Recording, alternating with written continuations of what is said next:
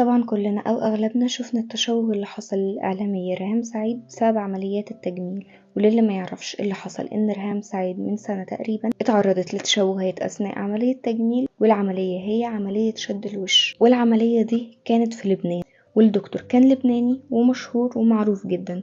واللي حصل إن هي كانت متفقة مع الدكتور إن هو ما يقربش جنب عينيها، وأثناء العملية الدكتور حقن لها فيلر حوالين عينيها وتسبب لها في علامة تحت عينيها. الدكاترة قالوا لها ان دي حرق اثناء العملية، وقالت ان خياطة العملية تعتبر جرم، ووصفت شكلها انها بقت شبه الشيطان. ودي صورها بعد العملية، مع العلم ان ده شكلها بعد ما حاولت تعمل تصليحات في وشها بسبب التشوهات اللي حصلت لها. واللي خلى ريهام سعيد تطلع وتتكلم بعد سنة من التشوه اللي حصل لها ان الدكتور اللي تسبب لها في التشوهات دي حاطط صورتها جنب صورة واحدة كبيرة جدا في السن ومغطي عينيهم، وبيقول ان هي دي ريهام